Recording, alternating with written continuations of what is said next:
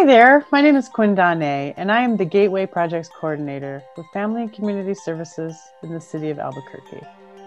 I'm sure many of you are aware of the homelessness crisis that's gripping our city and that is very visible here on the streets. But have you given much thought to what happens to the young people that are experiencing homelessness and who helps them? Well, here for our first webinar series, we have two youth-serving agencies, YDI and New Day Youth and Family Services, who have been on the front lines of helping young people that are experiencing homelessness for years and years. And they are here to share their expertise and why some of our strategies that we are pursuing are very important. So stick around, stay tuned, and hear out this very compelling dialogue. Hello, everybody. So today I am here with two of Albuquerque's top youth-serving agencies, YDI and New Day Youth and Family Services. So first I wanted to just know a little bit about what these agencies do and how you help provide services to the youth in our community. So Diana, could you tell us a little bit about who you are and what YDI does? My name is Diana Lopez, and I am one of the vice presidents at Youth Development Incorporated, better known as YDI. And we are a social service, education, and behavioral health service agency that has been around since 1971. The department I supervise is prevention, intervention, and behavioral health, which includes residential and outreach programs for homeless youth. And we have been doing that since 1976, when our shelter first received grant awards to serve runaway and homeless youth. The agency itself is large, and we currently serve 17 counties throughout the state. And that is with early childhood programming, child abuse prevention programming, supervised visitation and exchange, educational programming, workforce training. I don't want to mention all of them because there's quite a few programs, but we are large. Runaway and homeless youth were one of our first target populations that we began to serve. And actually, the agency became incorporated as a result of a group of individuals back in 1969. We weren't incorporated until 1971. But in 69, a group of individuals kind of from the South Valley area of Albuquerque looked around and started seeing a lot of young people kind of hanging out in the street. And some of them were getting in trouble with the law. Some of them were not. But it seemed like some of them had no established place to go. So as they started looking into this, they first found out about homeless youth and said, we need to do something about this. And then partnered initially with Bernalillo County for a first grant, and then became incorporated. And we celebrate our 50th year now in 2021. Wow. Congratulations on your 50th year. Thank you. I'm so happy to have you here today and continue to learn about all of the wonderful things that YDI provides. Thank you, Quinn. You're welcome. And now I'd like to pass it off to Steve Johnson, who's with New Day Youth and Family Services. Steve, what do you do with New Day? What does New Day do? Hi, Quinn. Thanks for inviting us here. I'm the Chief Executive Officer at New Day, and New Day is like a sister organization to YDI. We've kind of grown up together alongside of each other. And for the most part have been really good with each other about doing different things and supporting each other and doing complementary services. So New Day was started back, we started back in the mid 70s and have been around for about 45 years now. And we have stayed fairly focused on a little narrower population that we've been working with teenagers for the most part this whole time. Teenagers who are homeless, teenagers who are struggling with their school life or their home life or their community life in some way or another. And then I would say in the past 8 or 9 years, we've also started to emerge into the young adult population just because we've needed to, because we've learned a lot in New Mexico and in the country about a whole host of different issues that population has. And New Days, as a result, has been trying to build what I'm calling an ecosystem for young people that has a range of different things that or services that we provide that are hopefully integrated and flow between are in relationship with each other in a very natural way. I'll let Brooke talk a little bit about what those are. Great. Thanks, Steve. Thanks, Quinn, for having us. I'm Brooke Tafoya, and I'm the Chief Operations Officer for New Day Youth and Family Services. And we, that constellation of service, our shelter, like Diana talked about, the youth shelter was the first. That was the first service in 1976. And we have had that shelter the entire time we've been in operation. We've been lots of things over the years and had lots of different types of services. Now we primarily have transitional living for older young people. We have a really comprehensive life skills academy, a drop-in center for young people who are just needing a safe place to be, paired with our street outreach team who is out meeting young people who are currently experiencing homelessness and on the streets. A high fidelity wraparound program, which is really just an intensive care coordination and support system, and a resource families program that is new to us and really new to the state, a new way of thinking about foster care and how can we really support people who are willing to be foster parents, support young people who are older, since there are so many of them who are not being able to find placements in homes where they can reach their 18th birthday or beyond. Well, everybody, I mean, I'm so glad you're here. Between New Day and YDI, your agencies are really meeting some crucial needs within our community to help those most vulnerable in our young populations. So I did want to know, I really want to know, and I'm sure there are other people that would like to know this as well. Why do you do this work? What is it that gets you about it? And I'd like to toss that question over to Brooke. Brooke, why do you do this work? This is the work of my heart. At 20 years old, I started working in a youth shelter up in northwestern New Mexico, where I grew up. And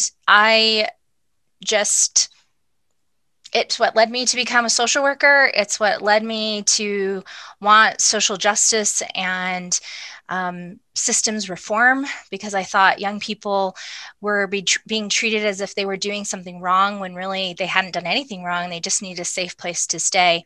And so it really led me all across the country, working in different types of milieu settings, trying to understand how do we provide support in a strength-based way to young people who are experiencing challenges in their home and end up having to reside in different kinds of settings. And that has led me to doing gang prevention work and all different kinds of things across the country, and then coming back home to New Mexico, and really coming back home 7 years ago to New Day to work in youth housing and youth shelters again. So it feels like I've come full circle. Thank you for sharing. That's a really wonderful story. Steve, how about you? What brings you to the work? Why do you stay? You know, I started this when I graduated from college and got my license in counseling, and I thought I wanted to be a counselor and a therapist, and that lasted about a year or two. And I began to realize that, especially for the young people I was working with, young people who have been traumatized, whether they were children or young adolescents or young adults, that they needed that, but they also needed something a lot more. And I started to really feel the need for community for young people and how to build a community around young people, especially when they come from a situation that really doesn't have community in their own lives, because we all need people. And I'm convinced that we all need people. I'm not a actually believer of real independence, because what the truth is, it's about interdependence. We all need each other. And so we didn't have good structures that helped young people learn how to be in relationship with each other. And the agencies didn't know how to be in relationship with each other. So I've been really fascinated and passionate about trying to build community, both amongst agencies and amongst families and formal and informal supports for young people. Thank you, Steve. And I do really want to highlight the community and relationship that is created between New Day and YDI. There is a very obvious teamwork that goes along with your agencies. And I just wanted to highlight that. And that's obviously something that is intentional between your agencies. And Diana, why do you do the work? What has kept you going? Straight out of college, I, believe it or not, wanted to be a probation officer. Wow. I don't know why, but the original goal was to go to law school and become a lawyer. That was my original goal. I had a really good friend from high school that was doing volunteer work at our crisis shelter, Amistad at YDI. And she kept telling me, you don't want to be a probation officer. Come do some volunteer work at the shelter. You're going to like it. You're going to like it. You want to be on this side. You want to be helping kids. You don't want to be, locking them up. And I did not do the volunteer work, but out of college, I actually applied for, and I don't know if Steve even knows this, but I was interviewed at New Day by three gentlemen at the time. I had back-to-back interviews, one with New Day one day, and the very next day at a program up in Santa Fe. The Santa Fe program, which is no longer in existence, but it was really like a little RTC. They called me first and they offered me the job. So I moved up to Santa Fe and I worked there. And what I found was I really liked it. It was like an all girls program, and the challenges these young women were having. I grew up fairly sheltered, and so that really opened my eyes to the fact that there were young people that, like Steve and I believe Brooke mentioned also, they didn't have connections. They did not have, for whatever reason, a stable family unit, and for a number of reasons. And it was an eye-opener for me. And that's what hooked me. But I didn't really care for living in Santa Fe. So I missed Albuquerque. I was there 8 months, moved back, walked in with my on a typewritten resume into Amistad, and they happened to have an opening and they hired me. And that was 37 years ago. So I've been with the agency 37 years, but the young people is what really, and their situations, and being empathetic and trying to understand more as to the trauma. At the time, we didn't know what trauma was, or I didn't know that term, but now I know it was trauma. Some of the things that these young people were sharing with us, and how they were acting out. And it wasn't just because they were bad, rotten kids. That it was the opposite of that. They had been through so much and they didn't know how to form relationships. I was also blessed to have a wonderful mentor. She's not in the business anymore, but she really took me under her wing, and she's the one that taught me how to write proposals. So, but the young people are what really has done that. And as I've grown into more administration and direct service work, it's the staff, and really helping them in their professional development so that they can continue to provide quality care. And on this, Steve mentioned, we are a sisterhood, because I remember my very first day at Amistad, the then CEO or executive director of New Day called with a referral. And he identified himself as the executive director. And I was brand new. I was a brand new, person at Amistad, and I started getting really nervous.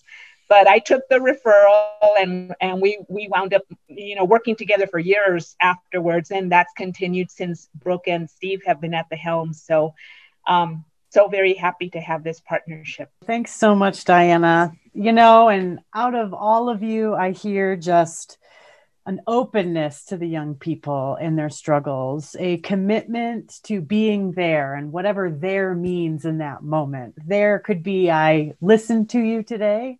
There could be a referral, like you're there for all of it, and the willingness to keep going and not just stopping when things get hard. I know all of you are in executive leadership, and with executive leadership comes a lot of hard conversations, a lot of things that maybe you wouldn't have expected, right? And so you just keep going, and that says a lot about your commitment to this charge. So I just want to say thank you. I have a lot of gratitude for you all.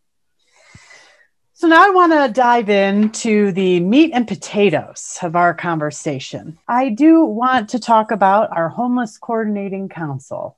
So in August, there was an MOU signed between the City of Albuquerque, Bernalillo County, and the University of New Mexico to work together to come to solutions for our homelessness crisis here in Albuquerque. The committees that were created, there were 5 of them, and one of them is for the Youth Housing Continuum, which features these 3 fine people. Part of the charge of these committees given by the Homeless Coordinating Council was to identify the need gaps or the system gaps, and also come up with high impact strategies that could help solve them. One of the gaps that we came to in our committee was that we don't actually know the true number of young people experiencing homelessness. We don't. The number is where it's unclear. And so one of the strategies that was recommended was the need for a youth housing needs assessment here, not only in Bernalillo County and the city of Albuquerque, but statewide. Diana, could you talk a little bit about why you see there is such a deep need for this needs assessment? First of all, as you mentioned, there is not a good assessment, certainly not in New Mexico, and I don't know if my colleagues are aware to the contrary. The issue regarding youth homelessness in this state. The youth tend to get lost, and this is not a criticism in any way, shape, or form of any entity or anyone, but they tend to get lost among the adult population when it comes to doing counts. And I know our street outreach teams, when they're out there, and even before we were funded, both of our agencies are funded through a federal grant to do street outreach. But even before we had that, our folks that were out in the field and working in residential, they knew there were a number of young adult homeless out there that were mixed in with the adult homeless. And that's one of the reasons our individual agencies applied for that funding, is to be able to try to reach them. I myself would see them when I would be driving throughout the city. I would look over and I would see them and I would think, oh, I need to refer them somewhere. Someone needs to be reaching out to these young people where they're at in their own environment, because most of these young people will not come into an office setting. So to me, it was just a little bit heartbreaking that there were so many young people out there that obviously were homeless, and we don't have a good count for that. I know when we worked together on another large project a couple of years ago, we tried our hardest to try to find good numbers, even reaching out to other partners across the nation. And there's very few that have a homeless assessment, a truly comprehensive one. So the time has come for Albuquerque, and I would say under this current administration is our best time to get this done, because we need to really make a dent in this issue. I would like to see it before I retire. I've mentioned that before. I'm sure Steve feels the same way, because we've been in this fight for over 30 years, and it's time. It's time that we have a coordinated effort in this area. Steve, what do you say to that? The time is now. She's absolutely right. And the reason is the data tells 2 different stories.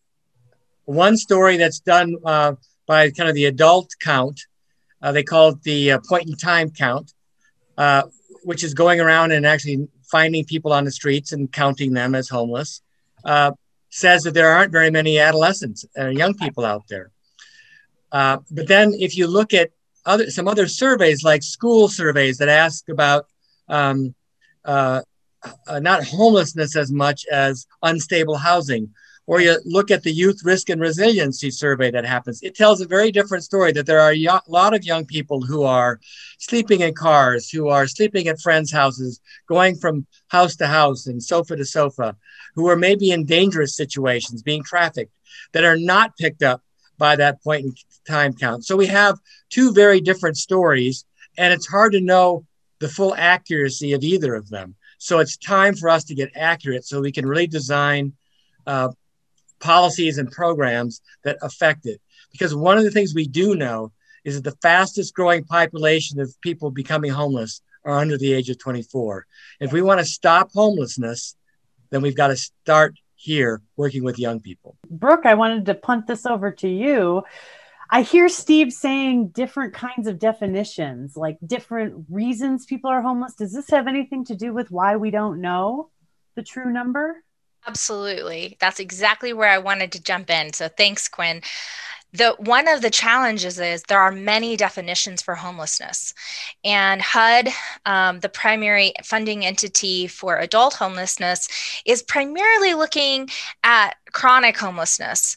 And young people, and we're talking about 14 and even younger sometimes, but all the way up into that young adulthood age, they don't often fit that. They haven't been on the streets for a year at all, in total. And so oftentimes they wouldn't be counted within the adult system. They're what everyone calls couch surfing. They're moving between houses.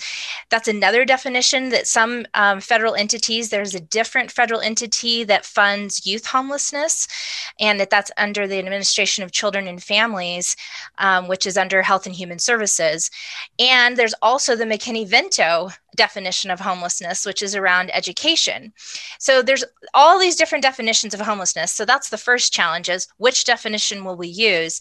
And then which definition is the best one to actually capture young people, because they're moving in a different way through many of our situations. So whether they're couch surfing, whether they're sleeping in places that maybe they were not designed for people to be sleeping, or if they're staying in a very tenuous situation where maybe with a family member, but the family member is kind of any day going to ask them to leave.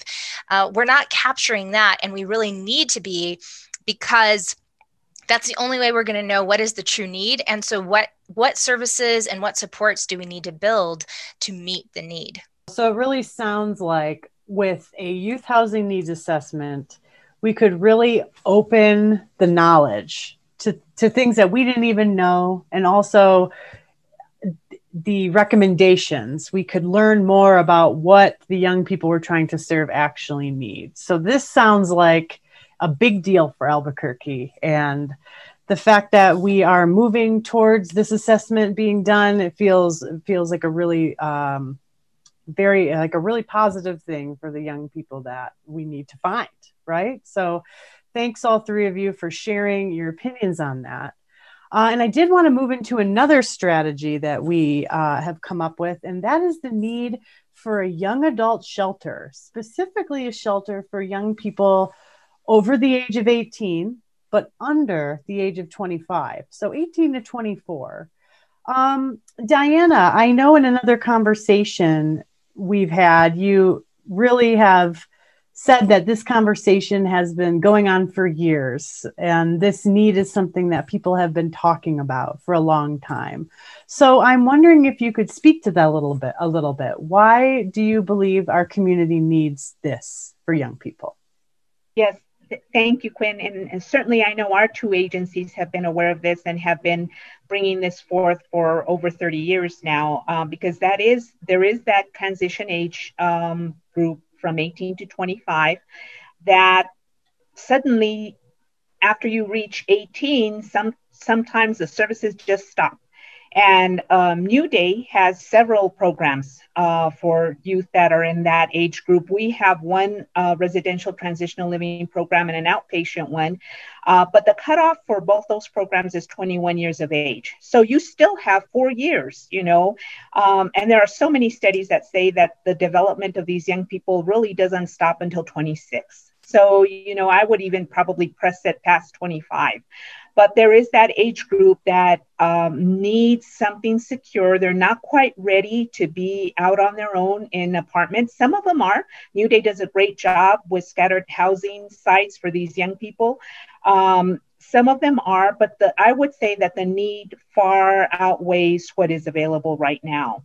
And so it's time for us, again, through the assessment, to be able to start looking at what is out there. What are options out there that we could partner with local municipalities like the city, like the county, like the state, to be able to really develop some type of housing program, not just a young adult shelter, but what happens, and we've discussed this many, many times. What happens after they leave that shelter?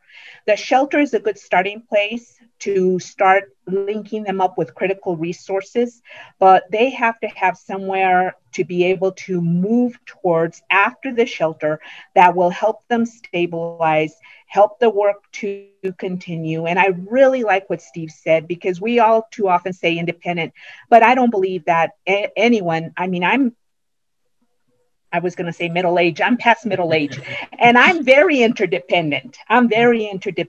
You know, I mean, I support myself and all that, but we all need each other. We need others around us.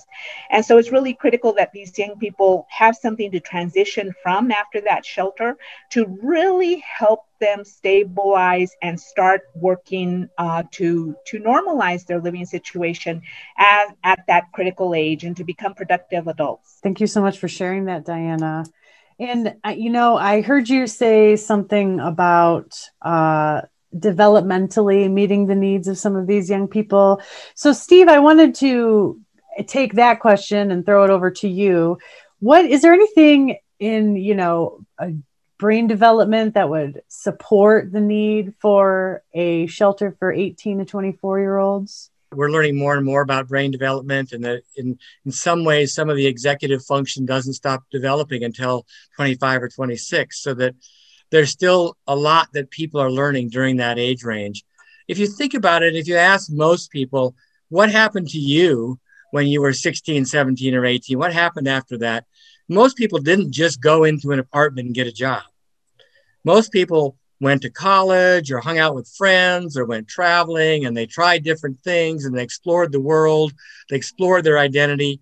Well, the young people we work with are no different than that, but many of them just don't have families or don't have the community that holds them and supports them as they're going through that process. And if we just treat them like 45-year-old adults, we are going to fail. And we have failed a lot in the past. So we need to get a lot smarter about how to help people go through this developmental phase. And I think we are finally getting smarter. And the shelter, first of all, you don't get better, you don't heal, you don't resolve your trauma if you're not safe. You just don't. So we first have to help people be safe. And the shelter provides the groundwork. And then, as Diana said, we need to grow them. And we have lots of options to do that.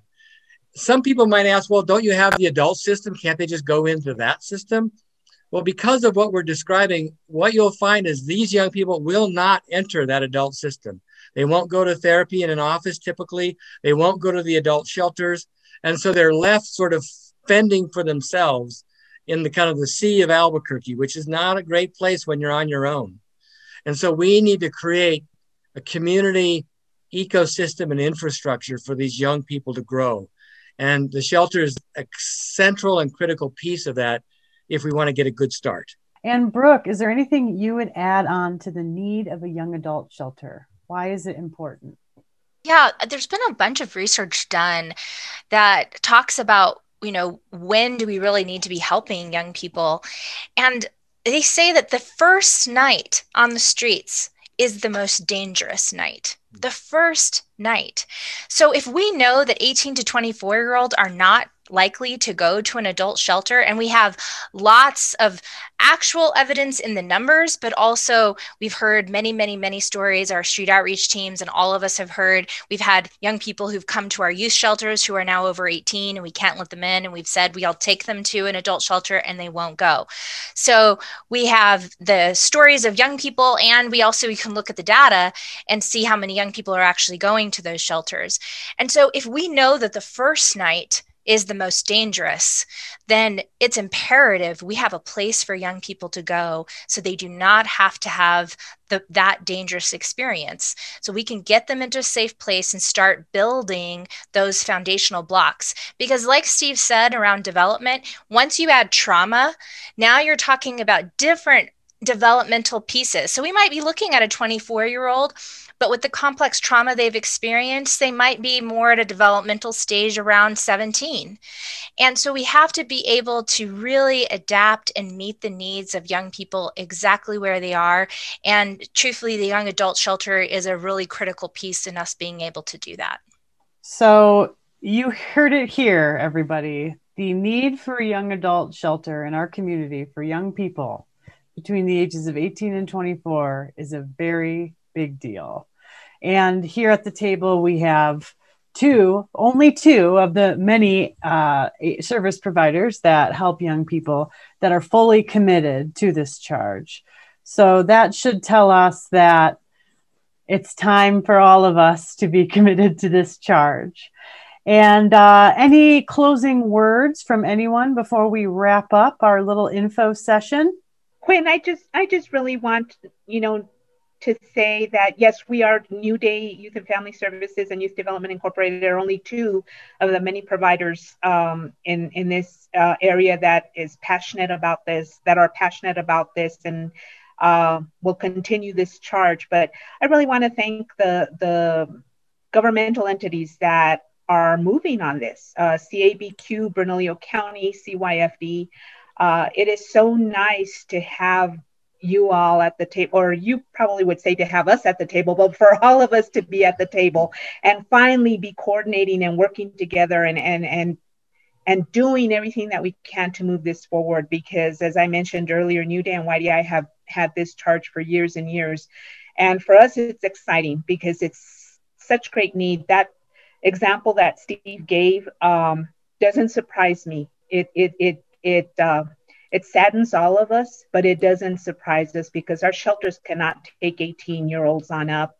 And there's a process to get into our transitional living programs. So we really, really need action in this area. What we've talked about, there's been a few mentions here about working together in new ways and building something that's coordinated and comprehensive.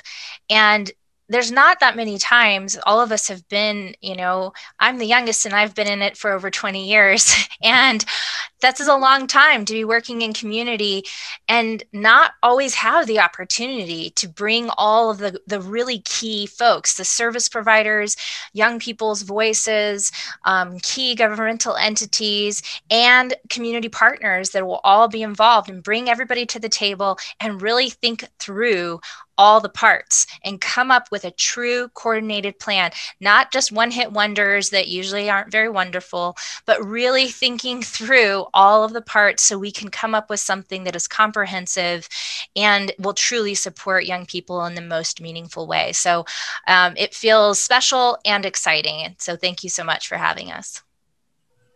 Of course. Amen to all that. Yes. Of course, I will second that. Amen. And this has been a wonderful conversation with you all. I really enjoyed hearing your why you do the work, a little bit about your agencies and where we are headed in the future. So thanks a lot, everybody. And I hope you all have a great day.